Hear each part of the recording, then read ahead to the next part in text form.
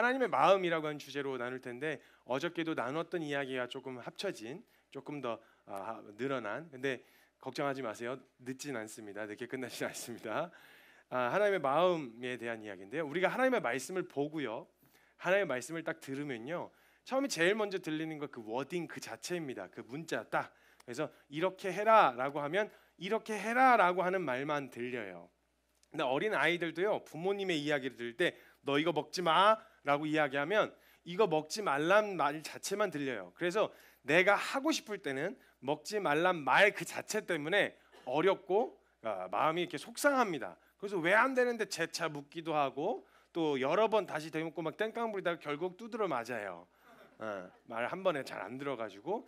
근데 나중에 시간이 지나면요, 그거 먹지 마라고 하는 그 워딩 뒤에 숨겨진 그 이면에 그 사람이 왜 그 이야기를 했는지에 대한 마음, 그 사람의 의도, 그 사람의 의중, 이걸 이 말이 들리게 되는 때가 있어요. 그러니까 세월이 조금 지나고 시간이 좀 지나서 사회생활하면서 눈칫밥도 좀 먹고 이렇게 이리저리 치이고 굴러먹다 보면 그래 해라고 이야기하면 이게 하라는 말 그 워딩은 하라는 건데 이게 하라는 거야 말라는 거야라고 하는 그 뒤에 숨겨진 이면에 있는 그 의중을 찾으려고 하는 그 관점으로 이렇게 바뀌게 된단 말이죠. 근데 우리의 신앙도 마찬가지예요. 물론 하나님의 말씀 그 문자 그대로를 순종하려고 하는 그 태도는 굉장히 좋은 태도입니다.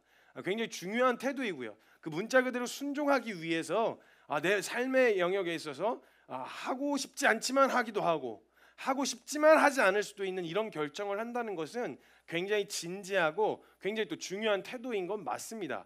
근데 성경에서도요. 글로 적느라 채 담아내지 못한 하나님의 마음과 그 의중과 그 하나님의 본심 있잖아요. 감정들 이것들이 채 묻어나지 않는 경우들이 많이 있어서 그냥 워딩만 보았을 때는 이게 어떤 의미로 쓰여졌는지 그냥 그 워딩 자체로 보면 되게 문맥이 이상하기도 하고 때로는 앞에서 했던 말을 뒤에서 바꾸는 것 같이 느껴지기도 한다는 거죠. 그래서 말과 글로 이제 이해를 보통 해야 돼요. 사람은 글만 봐서는 다 몰라요. 화가 나는데도 화가 나는 영역에서 글로 표현하기가 참 쉽잖아요. 차라리 이게 수필로 이제 직접 적은 주님이 직접 적어 놓으신 거라면 막 너 죽어 이러면 막 죽어 짝짝짝 그었으면 화가 많이 나셨구나. 화가 많이 너네 진짜 말 안 듣는다 하고 뒤에 막 이렇게 해놓으셨으면 와 진짜 화가 나셨나 보다 이렇게 생각이라도 할 텐데 전부 다 타이핑해서 쳐놨잖아요. 그러니까 도대체 이 글 안에 담겨진 감정선이 전달이 잘 안 되는 거죠. 그냥 성경만 보면. 안 그래도 성경 자체에 그 표현하는 게 어려운데 이거 자체 그 의중을 찾는 건 굉장히 쉽지 않다라는 거예요. 그래서 처음엔 말씀의 워딩 그대로 순종하는 연습을 하긴 하죠. 그런데 그 워딩 자체를요 사람들은 각각 자기의 관점대로 해석을 해요. 가라고 했다. 가라는 말이야. 아니야. 그건 가라는 말이 아니야. 말이 그렇다는 거야. 이렇게 자신의 상태와 수준과 가치관과 관점을 통해서 성경을 각기 달리 해석합니다. 같은 워딩을 갖다. 그러니까 교단이 나뉘고 교리가 나눠져 있고 수도 없이 그거 갖고 싸우기도 하고 그러잖아요. 그렇게 되어지는 게 그 워딩 자체를 해석할 수 있는 해석의 여지들이 있기 때문에 그 여지에 의해서 각자가 해석한다는 거예요. 그런데 우리가 하나님 말씀에 순종한다는 것은요. 말씀에 순종한다고 했을 때 가장 중요한 태도 중에 하나는 그 말씀을 하신 하나님의 마음에다가 더 귀를 기울여야 된다는 거예요. 우리가 말씀의 워딩 자체 순종하는 거 하나님 기뻐하시죠. 순종하라고 하셨으니까. 근데 하나님 왜 순종하라고 하셨냐는 거예요. 그걸 우리에게 왜 요구하셨냐는 거예요. 왜 그렇게 하라고 말씀하셨냐는 거죠. 그러니까 워딩 자체를 했으니까 나 문제 없는 거 아니에요? 근데 그것도 맞아요. 하지 말란 걸 안 했으니까 큰 문제는 없겠죠. 근데 우리가 조금 더 깊이 나아가려면 그 말씀에 진짜 제대로 순종하려면 어떤 태도가 있어야 되냐면 그 워딩 자체보다 문장 그 자체보다 그 문장 안에 있는 하나님의 마음에다가 귀를 더 기울이려고 하는 태도로 말씀 앞에 나아가야 된다는 거죠. 그래서 그 워딩 자체를 스스로 해석하면요 굉장히 편리한 대로 해석하기가 쉬워요. 그래서 제가 말씀드렸잖아요. 가고 싶은 사람은 가란 말씀만 보여요. 그래서 자꾸 창세기 12장을 펼치고 싶은 마음이 들어요. 거기 보면 너는 본토 친척 아비집 떠나서 너에게 지시할 땅으로 가라 이런 말씀이 적혀 있거든요. 그래가지고 막 그런 말씀만 찾아보고 싶고 막 그냥 이렇게 자기가 원하고 해석하기 편리한 대로 해석한다는 거죠. 그 워딩을 받아들이는 내 마음 말고요. 이 문장을 해석하고 있는 내 마음 말고 이걸 말씀하신 하나님 마음은 무엇인지에 대해서 더 많이 고민해야 되고 더 귀를 기울이려고 해야 되는데 그 태도가 우리에게 있었냐는 거예요. 성경에서 아들 예수님을 주셨다라고 했을 때 그 주신 말씀에 대해서 이게 내가 그걸 받아들이는 내 감정 말고요. 내가 어떻게 느껴지냐 말고 내 해석과 내 관점 말고 이것을 결정하신 하나님의 마음을 알아가려고 하는 그 태도 말이죠. 이 태도가 과연 우리에게 있냐는 거죠. 제가 어저께 나눴던 말씀을 이어서 같이 나눌 텐데요. 크리스마스라고 하는 이 행사, 어쩌면 행사로 전락해 버렸어요. 축제, 행사, 저기 서해 쪽에서 하는 머드 축제, 아니면 어디서 하는 무슨 축제 이런 것처럼 그냥 그중 하나예요. 전 세계적으로 뭔가 하고 있는 어떤 축제 중에 하나인 거죠. 그렇게 전락되어 버린 그 크리스마스에 이 흐름이 계속 이어져 오고 있었어요. 예수님을 잊은 채 행사와 축제로만 남아버린 크리스마스는 그게 무슨 의미가 있겠어요.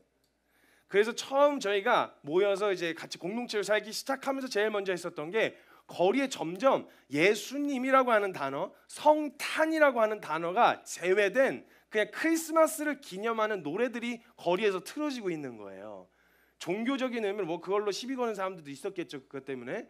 근데 거리에서 기쁘다 구주 오셨네 이런 노래는 틀어서는 안 되고 이런 일들이 일어나면서 거리가 되게 한산해지고 뭔가 그걸 기념하기보다는 그냥 어떻게 하면 이 행사 기간 동안에 더 많은 매출을 올릴 수 있을까 정도로 생각하는 그냥 하나의 그냥 행사, 축제.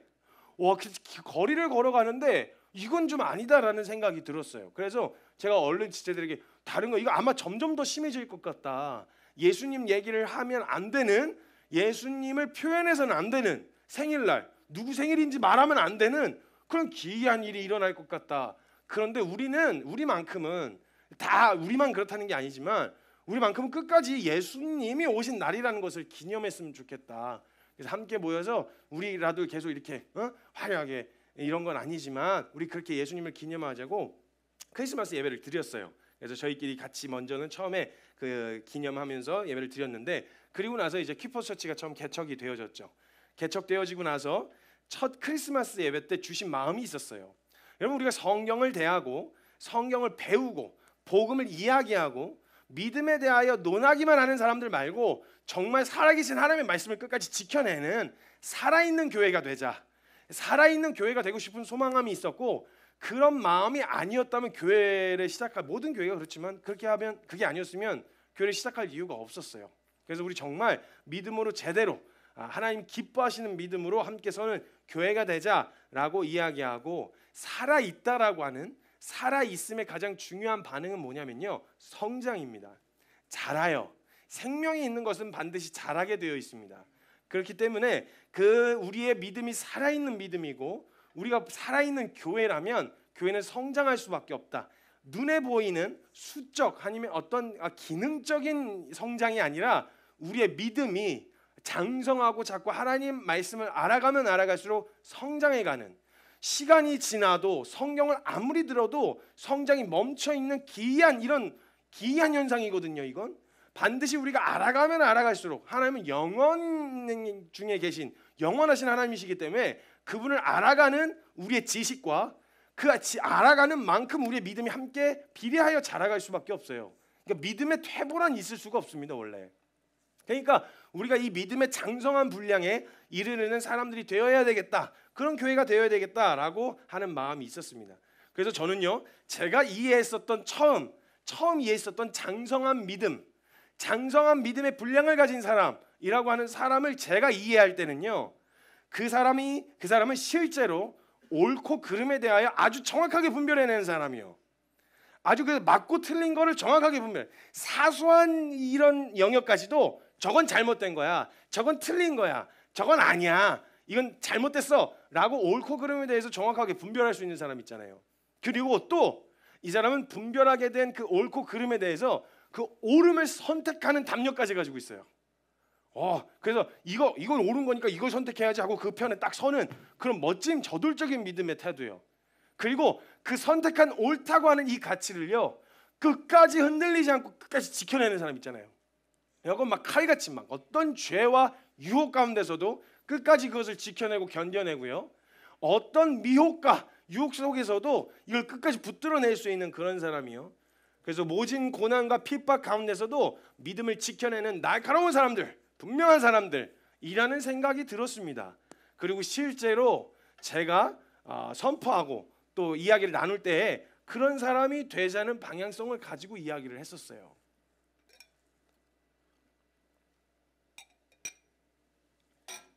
그게 맞다고 생각했고 스스로도 그런 기준을 두고 제가 이르러 보려고 애씀이 있었습니다. 그런데 성경에서 말한 정말 장성한 믿음의 분량에 이르는 사람들의 특징이 이게 맞을까? 이게 전부일까? 라는 생각이 들었어요. 맞긴 맞습니다. 틀리다고 할 수는 없어요. 근데 맞는데 여기에 머물러 있어서는 안 된다는 생각이 들었죠. 그리고 진짜 믿음의 장성한 분량에 이르는 사람은 어떤 사람일까 묵상하게 되었을 때요. 아까 나눴던 것처럼 어린아이 때는 보지 못했던 아버지의 마음, 하나님 아버지의 마음을 들여다볼 수 있는 그런 상태가 된 사람이 정말 장성한 믿음의 분량을 가진 사람이라는 생각이 들었어요. 어린아이일 때는 그저 아버지에게 받을 수 있는 것만 생각하죠. 그래서 받은 것들은 또 금방 잊어먹어요. 그래서 그냥 맨날 다이소 가서 막 하면은 사달라고 막 떼를 부리는데 하나도 안 사준다고 막 그러고 막 그 떼를 부리면서 왜 안 사주냐고, 아빠는 그런 거 한 번도 안 들어주고 내 부탁은 들어주지도 않는다고 이렇게 땡깡을 부리고 있단 말이죠. 그래 다이소를 잘 가는 이유가 뭐냐면 거긴 맥시멈이 정해져 있습니다. 그래서 뭘 사주려고 해도 맥시멈이 정해져 있으니까 데리고 가면 되게 마음이 좀 편해요. 그래서 한번 사줄게 뭐 이렇게 할 수도 있어요. 다이소에서는 그게 조금 자유로워요. 그런데 문제는 이게 자꾸 반복되어지다 보면 이 아이의 정서에 이렇게 별로 좋지 않다라고 하는 그런 자꾸 거기만 가면 뭔가 산다는 생각을 갖고 있으니까 그게 좋지 않다라고 하는 마음으로 거절할 때도 있는 거죠. 근데 그 거절 자체, 내가 거절받았다라는 것 자체에 온팍 모든 초점이 이제 가게 되어지는 거예요. 그러니까 한 번도 안 해줬다는 거예요. 한 번도 자기한테는 한 번도 사준 적이 없고 자기한테는 한 번도 맨날 안 된다 그러고 막 이런다는 거죠. 그러니까 이걸 그냥 워딩 그 자체로만 보면 그런데 제 의도와 제 의중은 그게 아니잖아요.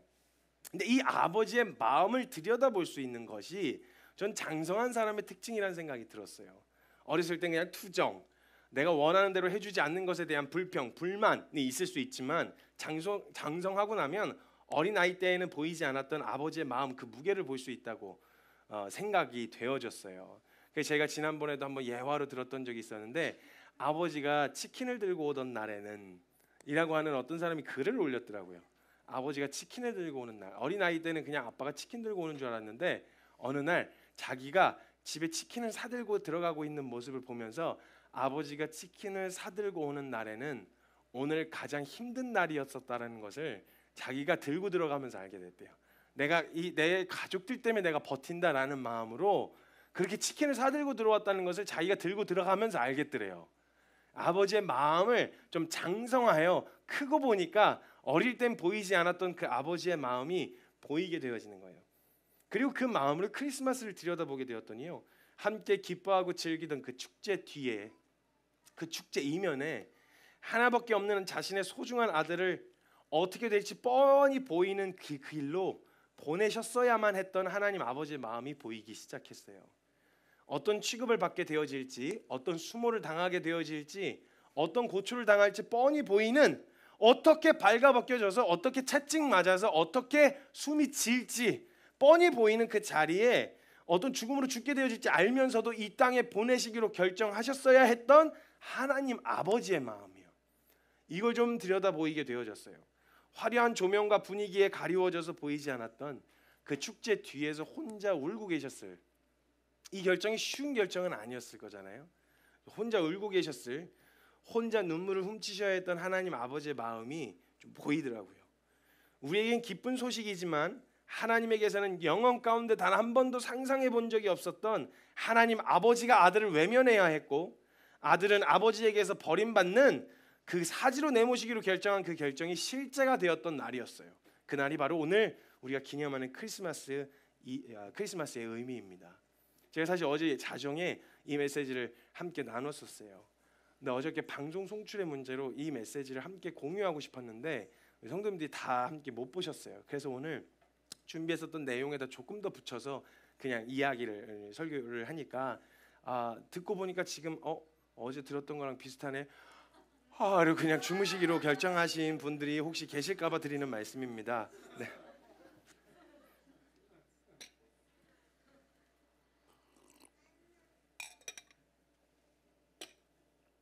그래서 우리가 좀 성장했다면요, 우리가 좀 장성한 그 분량에 이르려는 믿음의 사람이 되었다면 그 아버지의 마음을 좀 헤아리고 그 마음을 헤아려서 그 옆에 좀 있고 싶은 마음이 들었어요.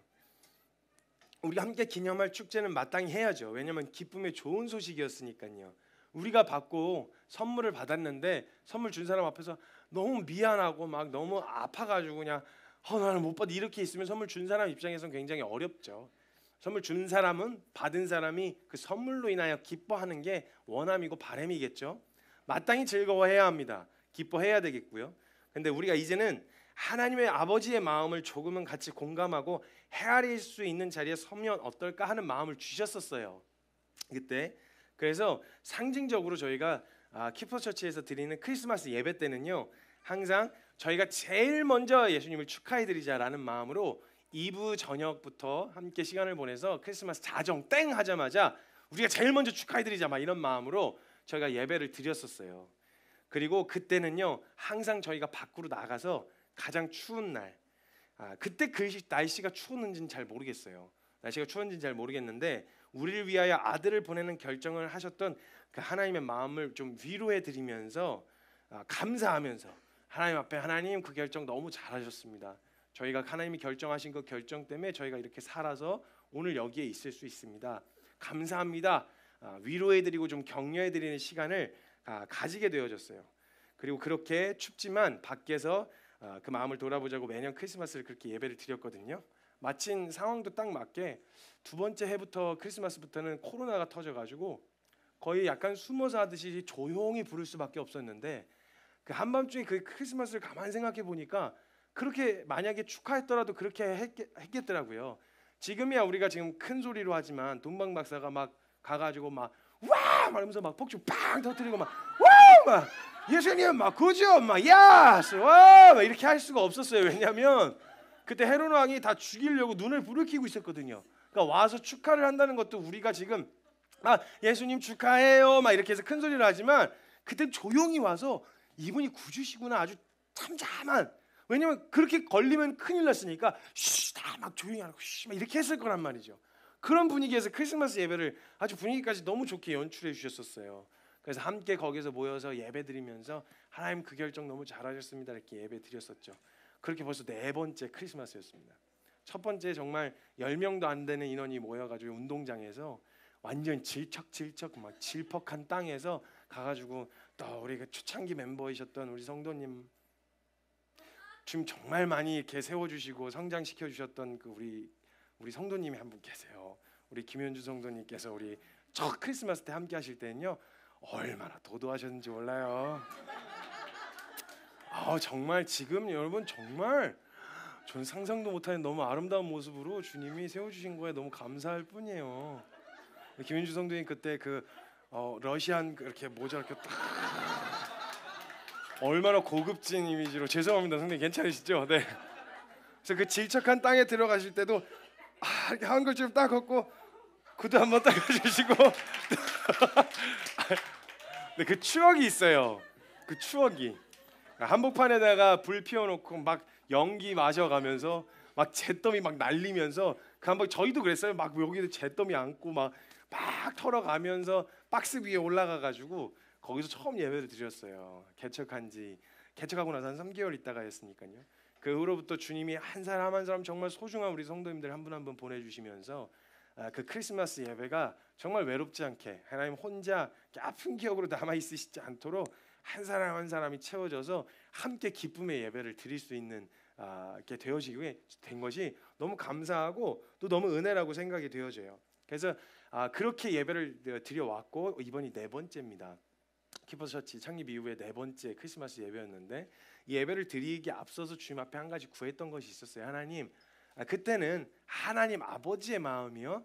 그래서 아버지 하나님이 아들을 보내시기로 결정하신 그 아픈 마음을 헤아릴 수 있는 자리로 우리가 함께 나아가기를 바라는 마음으로 그 마음을 알게 됐는데, 이번에는 하나님 아버지의 마음 중에서 어떤 마음을 저희가 알기를 원하시나요? 아니면 가르쳐 주세요. 하나님 아버지의 마음을 가르쳐 주세요라고 구했어요. 그때 구함에 나아갔을 때 하나님께서 저에게 말씀해 주신 하나님 아버지의 마음입니다. 잘 들으시면 좋을 것 같습니다. 마음에 꼭 새기십시오. 올 한 해 정말 이 말씀에 순종하기로 함께 붙들고 함께 달려 나아갈 거니까 우리 키퍼스 처치 성도님들은 이 말씀을 마음에 새기고 귀에 새기고, 마음에 새기고 머리에 새기고 그냥 앉아 있을 때든지 언제든지 주야로 이 말씀 앞에 함께 서서 지켜 나가시는 저와 여러분 되셨으면 너무 좋겠습니다. 잘 들으시고 마음에 새기십시오. 하나님께서 저희에게 주신 저희가 알기를 바라는 하나님 아버지의 마음입니다. 요한일서 4장 7절에서 21절까지의 말씀입니다. 안 찾으셔도 됩니다. 제가 선포할 테니 들으시면 되겠습니다. 하나님 아버지의 마음입니다. 사랑하는 자들아, 우리가 서로 사랑하자. 사랑은 하나님께 속한 것이니 사랑하는 자마다 하나님으로부터 나서 하나님을 알고, 사랑하지 아니하는 자는 하나님을 알지 못하나니 이는 하나님의 사랑이심이라. 하나님의 사랑이 우리에게 이렇게 나타난 바 되었으니 하나님이 자기의 독생자를 세상에 보내심은 그로 말미암아 우리를 살리려 하심이라. 사랑은 여기 있으니 우리가 하나님을 사랑한 것이 아니요 하나님이 우리를 사랑하사 우리 죄를 속하기 위하여 화목 제물로 그 아들을 보내셨습니다. 사랑하는 자들아, 하나님이 이같이 우리를 사랑하셨은즉 우리도 서로 사랑하는 것이 마땅하도다. 어느 때나 하나님을 본 사람이 없으되 만일 우리가 서로 사랑하면 하나님이 우리 안에 거하시고 그의 사랑이 우리 안에 온전히 이루어지느니라. 그의 성령을 우리에게 주심으로 우리가 그 안에 거하고 그가 우리 안에 거하시는 줄을 아느니라. 아버지가 아들을 세상의 구주로 보내신 것을 우리가 보았고 또 증언하노니 누구든지 예수를 하나님의 아들이라고 시인하면 하나님이 그 안에 거하시고 그도 하나님 안에 거하느니라. 하나님이 우리를 사랑하시는 사랑을 우리가 알고 믿었노니 하나님은 사랑이시라. 사랑 안에 거하는 자는 하나님 안에 거하고 하나님도 그의 안에 거하시느니라. 이로써 사랑이 우리에게 온전히 이루어진 것은 우리로 심판날에 담대함을 가지게 하려 함이니 주께서 그러하심과 같이 우리도 이 세상에서 그러하니라. 사랑 안에 두려움이 없고 온전한 사랑이 두려움을 내어 쫓나니 두려움에는 형벌이 있습니다. 두려워하는 자는 사랑 안에서 온전히 이루지 못하였느니라. 우리가 사랑함은 그가 먼저 우리를 사랑하셨기 때문이라. 누구든지 하나님을 사랑하노라 하고 그 형제를 미워하면 이는 거짓말하는 자니 보는 그 형제를 사랑하지 아니하는 자는 보지 못하는 바 하나님을 사랑할 수 없느니라. 우리가 이 계명을 주께 받았나니 하나님을 사랑하는 자는 또한 그 형제를 사랑할지니라. 사랑이었습니다. 하나님이 우리에게 알기 바라셨던 하나님의 마음은 사랑이었습니다. 하나님은 우리를 사랑하셨습니다. 그 사랑은 우리의 상태, 여러분의 조건, 여러분 지금 현재 상태는 별로 크게 중요하지 않습니다. 왜냐하면 하나님은 사랑이셔서 그냥 사랑하시기로 결정하셨어요. 여러분이 실패한 인생처럼 보이든지 관계에서, 생활에서, 여러분이 얻고자 했었던 것에서부터 실패하고 도태당한 인간처럼 스스로 생각되어지든지 남이 나를 그렇게 평가하든지 상관없이 하나님은 그 조건의 여부와 상관없이 하나님은 사랑하시기로 결정하셨어요. 왜냐하면 하나님은 사랑이셔서 하나님이 사랑하시기로 결정하셨다는 것은 우리의 어떠함하고는 전혀 상관없는 일이었습니다. 그래서 하나님은 우리가 죄인 되었을 때에 그리스도께서 우리를 위하여 죽으시는 자신의 아들을 보내시기로 하시는 그 결정을 하나님은 하실 수 있었다라는 거예요. 근데 우리에게는 조건이 필요한 거 아니겠습니까? 우리에게는 사랑에도 조건이 필요합니다.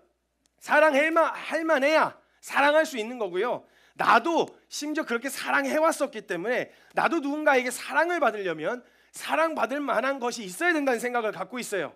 그래서 젊었을 때는 외모나 여러 가지 영역 안에서 사람들에게 매력과 호감으로 보일 수 있을 만한 것들을 갖추기 위해 애를 씁니다. 사람들이 날 사랑해주고 인정해주고 날 품어줄 수 있다고 생각되어지는 것들을 갖추기 위해서 몸부림치고 애를 씁니다.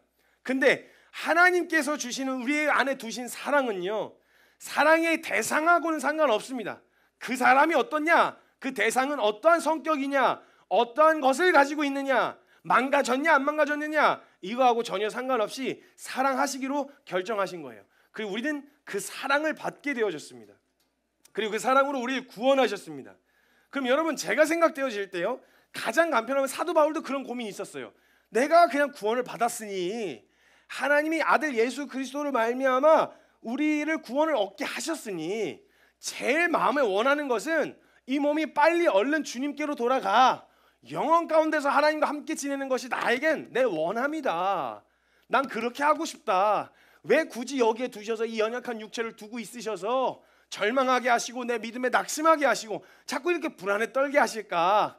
사도 바울 안에도 그런 마음이 있었어요. 내가 얼른 가는 것이 좋다. 내 마음에는 그런 원함이 있다. 그리고 여러분은 생각해 보세요. 하나님도 정말 원하셨던 것이 우리와의 관계였다면 영원 가운데서 하나님과 얼굴과 얼굴을 맞대고 함께 교제하고 함께 이야기하고 영원 가운데 함께 살아갈 날을 하나님이 더 꿈꾸시지 않을까요? 근데 왜 도대체 하나님은 우리의 이 연약한 육체에다 담아놓으셨을까요? 왜 여기에 머무는 시간을 두셨을까요? 왜 여기에 있게 하셨을까요? 어떤 마음으로 우리를 이 땅에 남겨놓으셨냐는 거예요.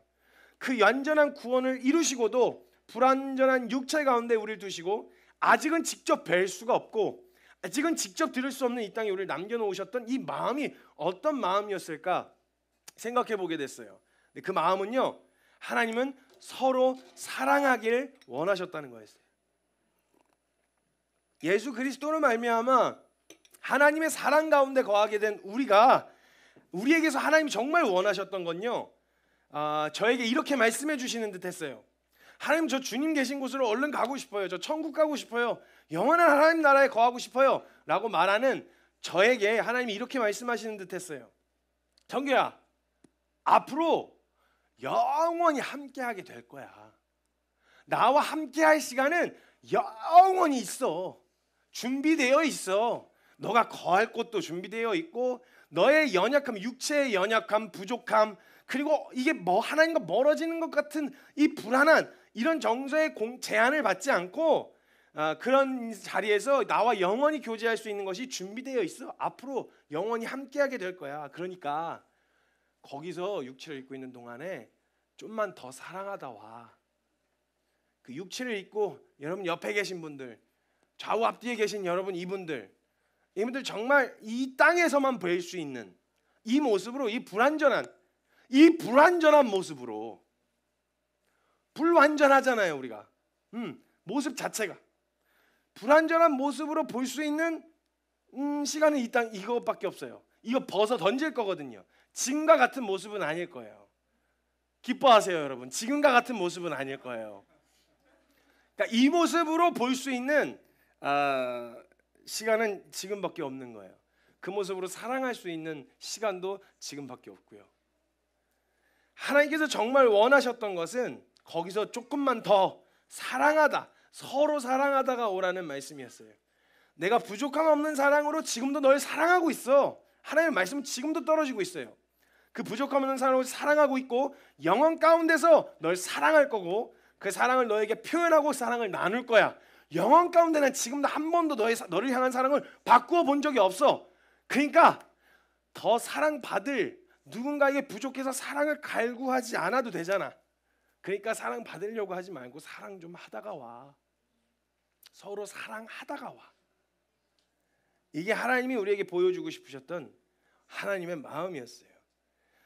이 옆에 있는 사람 있잖아요. 지금 옆에 있는 사람. 여러분 정말 만나기 힘든 사람입니다. 70억 명 중에서 어떻게 만나가지고 어떻게 우연히 만나도 이렇게 만나가지고 이렇게 여러 차례 한 번 스쳐가는 인생이 한 번도 못 스치는 인생이 대부분인데 어쩌다 한 번 스친 것도 인연이고 우연인데 이게 같이 붙어가지고 같이 신앙생활하고 함께 이 나라를 꿈꾸고 달려나갈 수 있게 됐다는 건요, 여러분 이거 어마어마한 일입니다. 그러니까 여러분 진짜 이때 이 허락되어진 정말 만나기 힘든 사람이니까 물론 천국에서 볼 수도 있겠죠. 천국에서 볼 수 있습니다. 봐야 합니다 여러분. 근데 지금의 이 모습은 아닐 거란 말이야. 그러니까 이 모습을 사랑할 수 있는 시간이 이 지금밖에 없어요, 여러분. 사랑하셔야 돼요. 정말 사랑하셔야 돼요. 사랑만 하기에도 아까운 시간이란 말 들어보셨잖아요. 정말 조건과 상태에 상관없이 사랑했던 그 사랑, 하나님의 사랑, 나의 어떠함하고 상관없이 나의 사랑하셨던 그 사랑이 우리 안에 있다잖아요. 그 사랑으로 조건과 상태에 상관없이 사랑하기로 결정하는, 사랑할 수 있는 그 생명이 되어졌다라는 거예요. 그 사랑으로 사랑 좀 하다가 와. 그만 좀 싸워. 그만 좀 나눠줘. 그만 좀 분열되고 그만 좀 깨져. 좀 이젠 사랑 좀 하다가 와. 이 마음이 아닐까 하는 마음이 제 생각이 찾아 들어왔어요. 이 땅에서 우리에게 허락된 시간은 서로 더 사랑하라고 허락하신 시간이라는 마음을 주셨어요. 여러분 정말 만나기 힘든 사람들이십니다. 쉽게 놓쳐서는 안 되는, 요즘 트렌드가 그런 분위기더라고요. 관계에서 자꾸 자기를 갉아먹고 망치지 말고 얼른 내치고 자기를 보호하라고. 그게 주님 복음 없이 살면 그래야 되겠죠. 왜냐면 나 상처받지 않고 이 땅에서 잘 살아야 되니까. 그런데 우리에겐 자신의 전부를 내어주신 사랑으로 사랑하신 하나님의 사랑이 있습니다. 그 사랑을 우리는 더 사랑하다가 가야 합니다. 이 땅에서만 해볼 수 있는, 이 땅에서만 만날 수 있는 사람들을 더 사랑하고 더 품어야 됩니다. 물론 그러니까 이 땅에서 보고 두 번 다시 안 볼 거, 그러니까 내가 딱 꼬라지를 보니까 너는 천국에서 못 볼 것 같다 이런 마음으로 그래 내가 이 땅에서는 잘 해줄게 이런 마음으로 하라는 게 아니에요. 정말 우리가 서로 사랑하되 이 땅에서 육체를 입고 있는 동안에만 표현할 수 있는, 고백할 수 있는, 만날 수 있는 사람들이니까 사랑하기에도 아까운 시간입니다. 우리 함께 사랑할 수 있었으면 좋겠습니다. 우리 앞뒤 전에 있는 분들 눈으로 한번 쓱 한번 이렇게 훑어봐 주세요. 네, 그 사람 우리 사랑합시다. 그래서 이 땅에서만 사랑해 볼 수 있는 사람이, 그러니까 부족함이 있고 연약함이 분명 있지만 그 사람 사랑할 수 있는 시간이 이곳에 머무는 시간밖에 없어요. 믿음이라는 기준과 옳고 그름도 아닌 약간의 다름으로 인해 싸우고 다투느라 시간 낭비하지 말고 서로 사랑합시다. 그러니까 나를 이렇게 사랑해 줘야 되는 거 아니야? 사랑한다면 이렇게 해야 되는 거 아니야? 라고 말하지 말고 사랑합시다. 어떻게 사랑해야 되는지 모르겠다, 이것도 궁금해하실 필요가 없습니다. 사랑하되 네 몸과 같이 사랑하라 그러셨어요. 내가 나를 사랑하는 것처럼 사랑하시면 돼요. 그렇게 표현하시면 되고 그렇게 섬기시면 돼요. 받고자 하는 대로 주어라. 네 몸과 같이 사랑하라. 되게 단순한 원리입니다, 여러분. 다 알고 있어요. 사랑하면 어떤 반응이 나타나는지를. 그렇기 때문에 그런 사랑으로 우리 사랑하고 아낌없이 우리 모든 에너지를 쏟아서 사랑하기를 원하시고 계십니다, 주님이. 그래서 우리의 마음과 뜻과 정성과 목숨을 다하여 주 너의 하나님 사랑하고 이와 같이 이웃을 내 몸과 같이 사랑하라. 이웃을 그냥 동네 친구 이런 거 아니고요. 우리에게 허락해 주신 모든 관계를 말하는 겁니다. 그 관계 안에 우리 사랑하는데, 우리 장성한 믿음의 분량에 이르렀던 것 같이 우리 서로 사랑하는데 힘을 씁시다. 더 사랑하고 더 깊이 사랑하는데, 그 사랑으로 나아가면 하나님이 우리를 어떻게 사랑하셨는지를 더 깊이 또 알게 되어질 거라고 저는 믿어요. 그러니까 우리 사랑해야 합니다. 사랑합시다. 우리 서로 사랑합시다. 교회에서 그만 좀 싸웁시다. 교회에서 그만 좀 다투십시다. 사소한 걸로 옳고 그름이라고 하는 명확한 기준도 아니에요. 성경에서 말하는 분명한 기준도 아닌 약간의 다른 거 가지고 서로 다투고 어렵고 힘들어 하기만 하는 시간을 보내는 것도 아까워요. 그렇게 안 했으면 좋겠어요. 우리 모든 에너지와 힘을 쏟아서 서로 사랑합시다. 그래서 이 공동체를 보면 막 들어오고 싶어서 막 거기 끼고 싶은 그런 공동체가 되도록 서로를 막 더 사랑합시다. 이것이 하나님이 우리를 향해 우리가 알게 하고 싶으셨던 하나님 마음이었습니다. 사랑합시다. 그래서 다른 마음 말고 사랑하겠다는 이 고백, 이 결정 함께 하며 나아갈 수 있었으면 좋겠습니다. 이 시간 같이 좀 기도할 텐데요. 우리 옆 사람 계신 분 손을 한번 꼭 잡아주시겠어요? 옆에 계신 분 손을 한번 꽉 잡아주세요. 감정을 담아서 혹은 분노나 감정을 담아서 이렇게 쥐지 마시고요. 이렇게 사랑하는 마음으로 이렇게 잡아주세요. 손을 잡아주세요. 이 시간 함께 우리 서로 사랑하라 말씀하셨어요. 사랑하기로 결정합시다. 하나님 이 사람 사랑하겠습니다. 그리고 지금 잡지는 않았어도 이 안에 허락해 주신 이 길을 함께 달려가는 이 사람들 사랑하겠습니다. 정말 목숨 걸고 사랑하겠습니다. 하나님께서 우리를 목숨을 걸고 사랑하셨은 즉 이와 같이 형제를 위하여 목숨을 버리는 것이 마땅하다고 고백했어요. 요한일서에 우리 그 목숨을 내어줄 수 있을 만큼의 지체예요. 그 정도의 가치예요.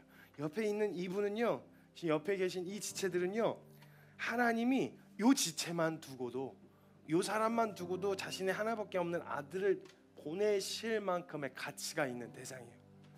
네, 뭐 잘 안 맞을 수도 있어요. 네, 저하고 맞게 성격이 다를 수도 있죠. 추구하는 방향과 가치가 다를 수도 있어요. 근데 그거하고는 상관없이 하나님 마음에는요, 이 사람은 내 하나밖에 없는 아들을 기꺼이 내어줄 만큼의 가치가 있는 존재였어요. 그러면 우리가 하나님의 마음을 품었다면, 그 사랑이 우리 안에 있다면 이 사람을 그렇게 사랑하는 것이 맞아요.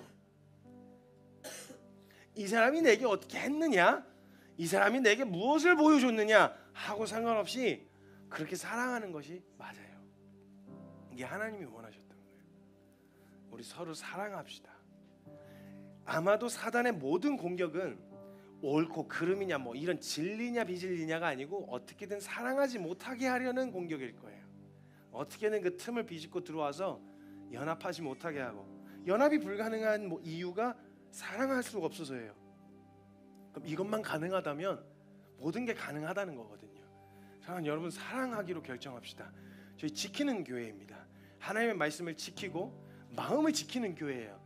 우리 사랑하는 하나님께서 우리에게 나타내 보여주고 싶으신 마음이 이 마음이에요.